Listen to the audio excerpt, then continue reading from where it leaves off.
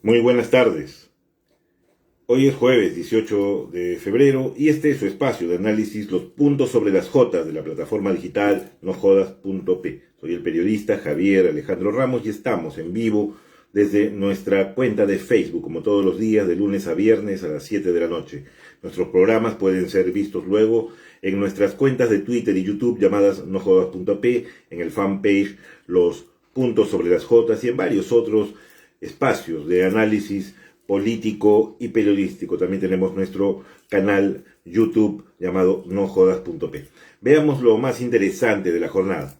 Como era de esperarse, el llamado caso Vacunagate sigue concitando la atención de la prensa y de la ciudadanía, así como de diversos sectores políticos que no pierden ocasión de llevar agua para su molino y aprovechar el tema para ver si de alguna forma le sacan un poco de brillo a sus colores partidarios alicaídos por el desarrollo de una campaña atípica debido a la pandemia.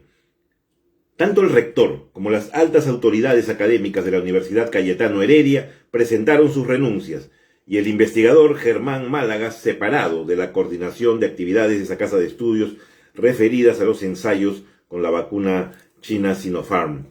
De este señor hablaremos en unos momentos. Sobre Martín Vizcarra pesan hasta 7 procesos de acusación constitucional por parte del Congreso. Prácticamente resucitaron los parlamentarios golpistas que lo vacaron y ya volvieron a tener la piñata favorita a la que asestar palazos creyendo que con eso levantan sus aspiraciones electorales. Vizcarra, como hemos señalado en anteriores programas esta semana, ha cometido una de las faltas éticas más grandes de nuestra historia y el hecho de haber mentido al país y aprovecharse de su cargo para vacunarse, ocultando el hecho, lo debería hacer inelegible. Sin embargo, en nuestro país hay un ordenamiento jurídico y no se puede retirar la condición de candidato a un ciudadano por un suceso no tipificado, como falta a las normas electorales, y sin que medie una sentencia penal de por medio. Aquellos que hoy gritan y lo quemarían en la hoguera no son nada santos tampoco. Muchos de los funcionarios, empresarios y familiares vacunados tienen estrecha relación no solo con el régimen del expresidente y con el actual, sino también con ellos.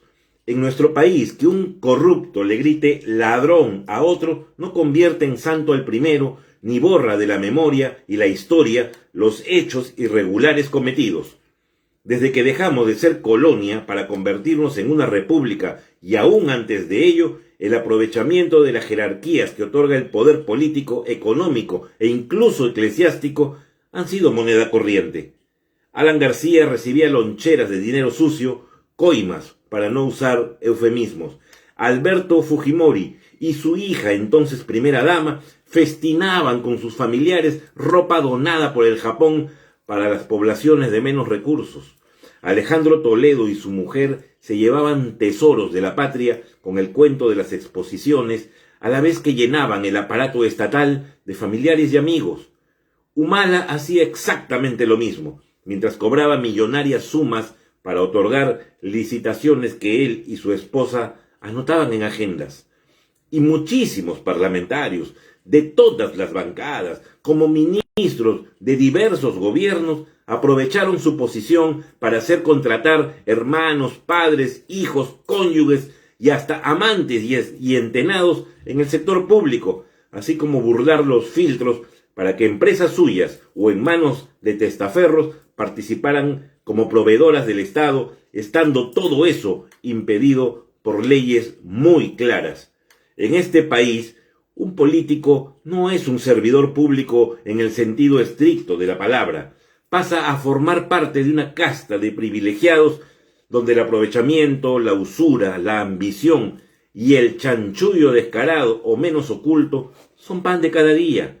Por eso no llama sorpresa, aunque sí a indignación, lo cometido por Vizcarra, Pilar Macetti y una serie de funcionarios públicos que se repartieron cientos de dosis de la vacuna china por fuera del estudio, que como pensamos aquí, ya no era una prueba, sino que estaba oleada y sacramentada en su eficacia y solo a la espera de los resultados de esos estudios experimentales, un trámite burocrático para poder venderlas con homologación. Los representantes de la propia firma china en el Perú, los funcionarios encargados de visar la importación, los negociadores de distintos estamentos públicos y privados, más su entorno cercano y sus familiares, fueron beneficiados en una muestra de total egoísmo y desprecio por la vida de quienes estaban en la primera línea de riesgo. Y aquí entra a tallar el investigador Málaga. Según ha contado la propia periodista Rosana Cueva, cuando fue a vacunarse, según ella, con las dosis que estaban en estudio, su hija está en la relación de vacunados por fuera, como si perteneciera al equipo investigador, teniendo solo 23 años y siendo estudiante. Málaga le fue presentado a ella, a Rosana Cueva, por la exfuncionaria del Ministerio de Economía, Cecilia Blume, quien también figura en la relación de vacunaciones irregulares. Según el investigador, en su presentación ante el Congreso, Blume fue elegida porque gracias a sus contactos políticos y empresariales podría ayudar a que la universidad tuviera un área de cuidados intensivos. Es decir, le fue dada la vacuna como una prebenda, a cambio de algo, y no porque fuera una persona en riesgo o parte del estudio, ni existiera ningún criterio técnico o médico. Lo mismo se puede decir del nuncio apostólico representante del Papa. El Ministerio de Relaciones Exteriores lo incluyó en su nómina secreta, según algunas fuentes, porque al vicecanciller le interesaba ser nombrado embajador en el Vaticano. Y qué mejor vara que el hombre de la Santa Sede en Lima. Málaga aparece aquí como el gran dealer de las vacunas.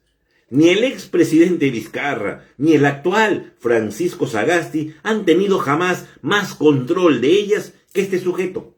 Las entregaba según un criterio eminentemente interesado, por cuenta propia o digitado por personas que necesitaban determinados favores de alguna persona en el poder o de alguna institución.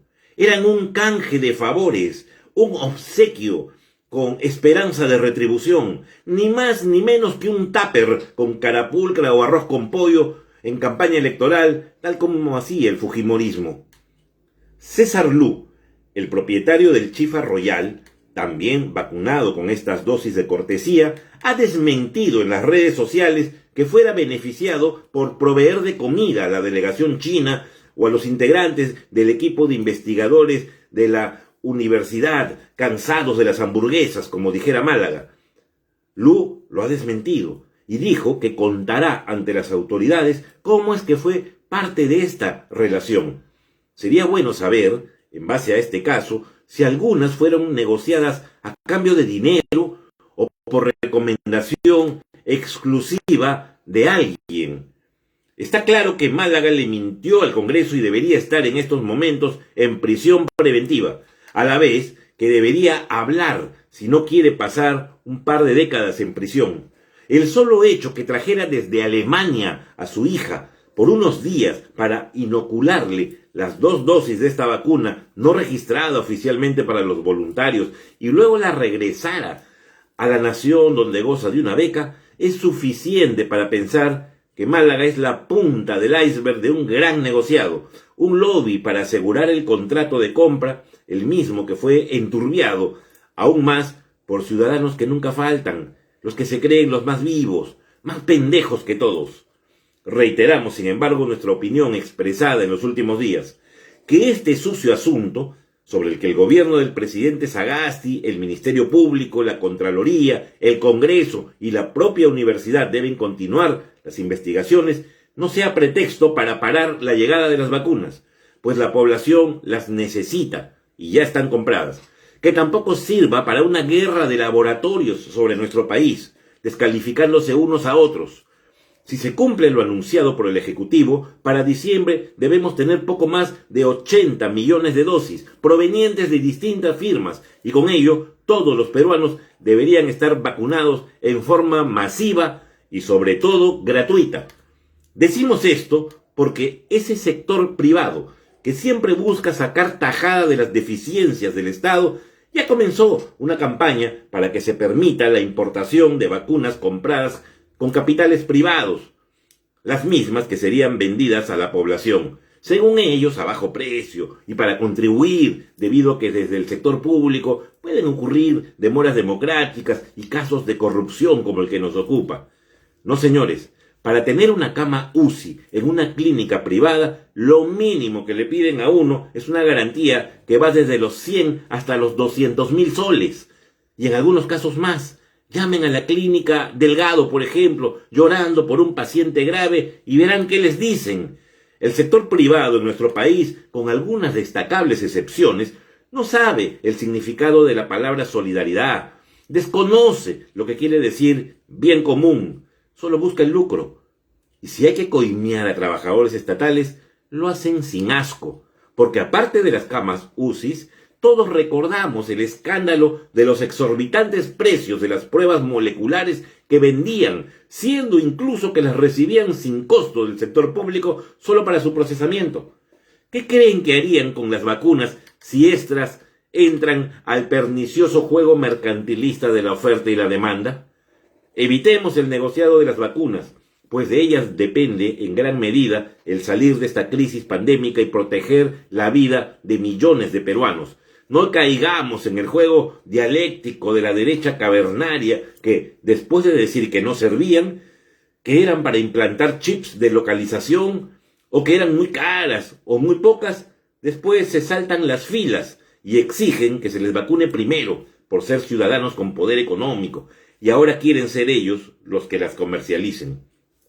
Rafael López Aliaga es uno de los empresarios empeñosos en que el sector privado las adquiera. Ya sabemos lo que hizo con el tren de Machu Picchu, ¿no? Las vacunas son un bien preciado y no debemos permitir su manoseo, menos su comercialización, o el que llegaran a constituirse en mercancía de negras negociaciones. Ya en Tacna se han perdido 5 dosis, según se ha revelado. 6 vacunas Pfizer desaparecieron en Zaragoza, España.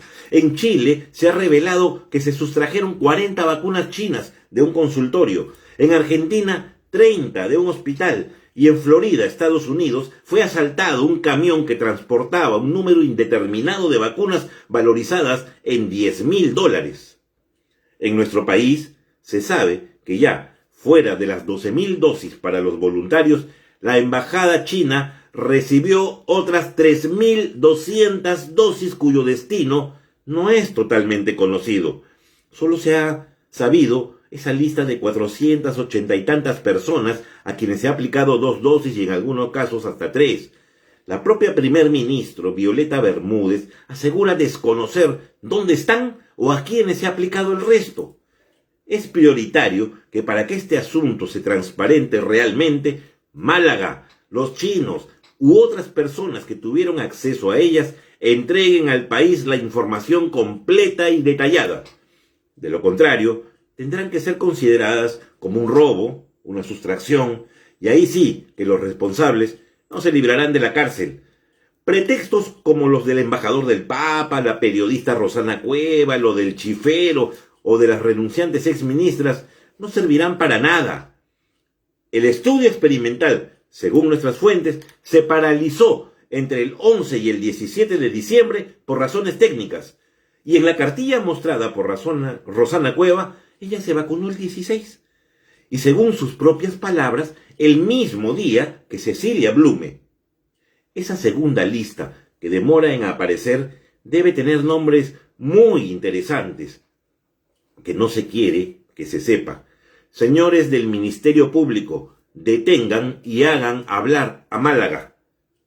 Ojo, además, por otro lado, con los asesores que el Congreso tiene ahora para la investigación del vacuna Gate.